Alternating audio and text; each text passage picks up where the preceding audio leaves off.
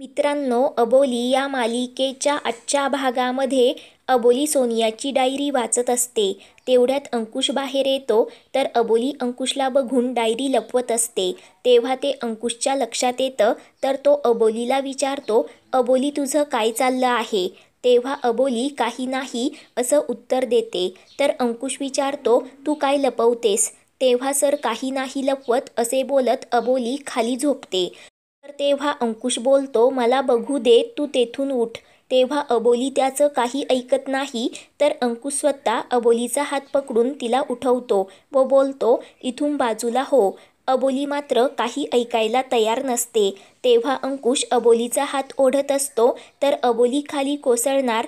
तेव्हा अंकुश अबोलीला पकडतो. दोघे पण एकमेकांकडे खूप प्रेमाने पाहत असतात. तर तेवढ्यात काका तिथे येतात.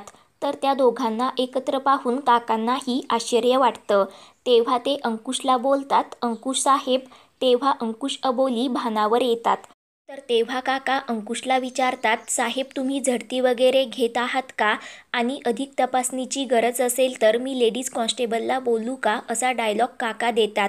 तेव्हा अंकुश काकांवर भडकतो व बोलतो, काका तुझी ड्युटी संपली आहे ना? व अबोलीकडे बघत सांगतो, झोपा आता. त्यानंतर काकांना बोलतो, घरात जरा नॉर्मल राहत जा. व तेथून लगेच निघून जातो. तर काका अंकुश गेल्यानंतर बोलतो, अंकुश हे जरा स्वतःला सांगून बघा. तेव्हा अबोली खूपच हसू लागते. तेव्हा काका अबोलीला झोपण्यासाठी सांगतात. त्यानंतर तेही तिथून लगेच निघून जातात. तर इकडे अबोली पुन्हा सोनियाची डायरी वाचत असते. तर दुसरीकडे सर्वजण झोपलेले असतात. तेव्हा शरद व नीता प्रॉपर्टीचे पेपर घेण्यासाठी येतात. तेव्हा शरद विचार करू लागतो, आजीने सही केलेले प्रॉपर्टीचे पेपर मिळवण्याच्या नादामध्ये मीच या घरातून गेलो नाही म्हणजे बरं. तेव्हा शरद आजीच्या बेडजवळून जात असतो. तेवढ्यात आजीचा हात शरदला लागतो. तर तेव्हा आजी चोर चोर म्हणून मोठ्याने ओरडते. तेव्हा ते ऐकून सर्वजण उठतात व लगेच तिथे जमा होतात.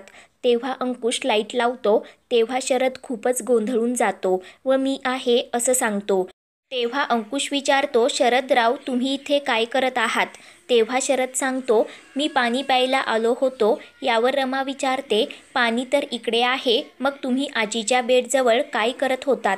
तेव्हा शरद खोटं सांगतो की मी पाणी पित होतो. तेव्हा मला आजीच्या हातावर डास दिसला. तर मी त्याला मारण्यासाठी इथे आलो होतो. तेव्हा आजी शरदचं खूपच कौतुक करते. तेव्हा काका शरदला विचारतो, तुम्हाला एवढ्या काळोखात डास दिसला का? तर शरद बोलतो, काय? तर काका काही नाही असं सांगत झोपी जातो. तर इकडे शरद पाणी पिण्यासाठी जातो. तेव्हा अंकुश शरदकडेच पाहत राहतो.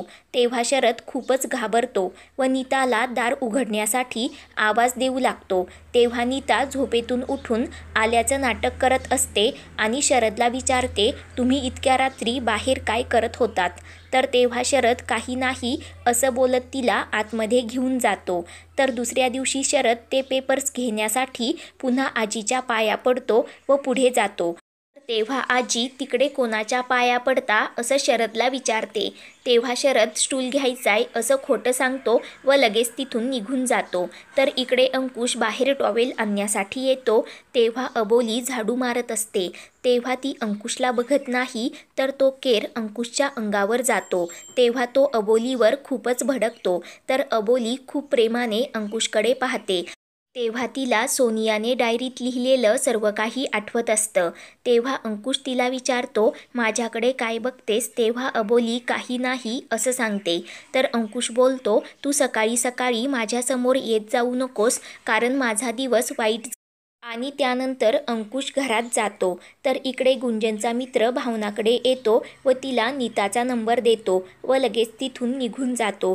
तेव्हा भावना तो नंबर पाहून खूपच खुश होते व विचार करते, हा फक्त नंबर नाही तर हा नंबर त्या अबोलीचं आयुष्य नरक बनवण्याचा पासवर्ड आहे. तर दुसरीकडे नीता शरदला बोलते, तुम्हाला एक काम धडाचं जमत नाही. तेवढ्यात तिचा फोन वाजतो. तेव्हा ती फोन उचलते व विचारते, कोण बोलत आहे? तेव्हा भावना सांगते, मी अबोलीची आई. तेव्हा ते ऐकून नीता तिच्यावर खूपच भडकते व बोलते, तुमच्या लेकीमुळे माझा भाऊ चार चौघात मला खूप बोलला. मुळे मी तुम्हा दोघींनाही अजिबात सोडणार नाही व लगेच रागात फोन कट करते.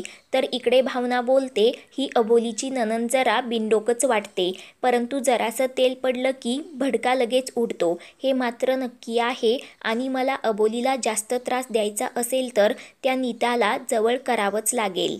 तर दुसरीकडे नीता मुद्दाम शरदचे कपडे अबोलीकडे धुण्यासाठी देते.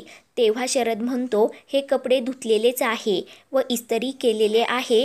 तेव्हा नीता तो शर्ट हाताने चुरगळते व बोलते, याला इस्त्री आहे का? तर इकडे आजीला रमा बोलते, आजी तुमची साडी धुवायला द्या. तेव्हा नीता खूप सारे कपडे बाहेर घेऊन येते व रमाला सांगते, हे सर्व कपडे मी अबोलीकडे इस्त्रीसाठी देत आहे. तेव्हा ती बाहेर येते व अबोलीकडे कपडे देत बोलते, हे कपडे धुवायचे आणि त्याला मस्त इस्त्री करायची. त्यानंतर ती इस्त्री आणून देते व बोलते, यातला एक जरी कपडा चुरगळलेला राहिला ना तर तू आणि मी त्याचबरोबर इस्त्रीही आपल्यासोबत राहील. अशी धमकी देत नीता लगेच तिथून निघून जाते. तर दुसरीकडे अबोली कपडे धुण्यासाठी येत असते. तेव्हा अंकुश तिच्या समोर येतो. तेव्हा ते दोघेही पुन्हा एकमेकांपासून दूर जाण्यासाठी बाजूला होत असतात. तर ते पुन्हा पुन्हा एकमेकांच्या समोर येतात. तर तेव्हा अंकुश अबोलीवर अजूनच चिडतो. नंतर अबोली गुपचूप कपडे धुण्यासाठी जाते. तर तेव्हा तिथे दमयंती येते. तेव्हा अबोली सोनियाच्या डायरीबद्दल दमयंतीला सर्व काही सांगते. तर तेव्हा दमयंती बोलते, अबोली त्या डायरीमध्ये काय लिहिलं आहे मला नीट सांग. तर तेव्हा अबोली म्हणते, असं दुसऱ्यांच्या डायरीतील कोणाला सांगायचं नसतं. तेव्हा ते ऐकून दमयंती अबोलीला विचारते, मग तू का वाचलंस? तेव्हा अबोली म्हणते, माझंही ते चुकलंच. तेव्हा ती दमयंतीला सांगते की सोनियाला अंकुश सरांना एक गिफ्ट द्यायचं होतं, तर मला अंकुश सरांची राहिलेली इच्छा पूर्ण करायचीच आहे. तेव्हा दमयंती म्हणते, अबोली तू हे सर्व केलं तर अंकुश तुझ्यावर अजूनच चिडेल. तेव्हा अबोली म्हणते, सरांना ते नक्कीच आवडेल, परंतु त्यासाठी मला 4,000 रुपये लागतील. तर तेव्हा ते ऐकून दमयंती म्हणते, तू एवढे पैसे कोठून आणशील? तर तेव्हा अबोली दमयंतीला सांगते, मी बघते काहीतरी बाप्पा आहे माझ्यासोबत, तो नक्कीच मला मार्ग दाखवेल. ते ऐकून दमयंती पण खूपच खुश होते. तर मित्रांनो, पुढील भागामध्ये आपण पाहणार आहोत की अंकुशची मान खूपच दुखत असते.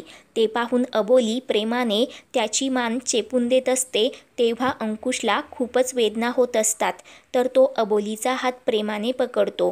तर अबोली अंकुशकडे पाहतच राहते. मित्रांनो, तुम्हाला आजचा भाग कसा वाटला ते आम्हाला कमेंट करून नक्कीच कळवा. आणि अबोली या मालिकेच्या पुढील भागांच्या अपडेटसाठी आपल्या चॅनलला तुम्ही सबस्क्राईब केलं नसेल तर लगेच सबस्क्राईब करा.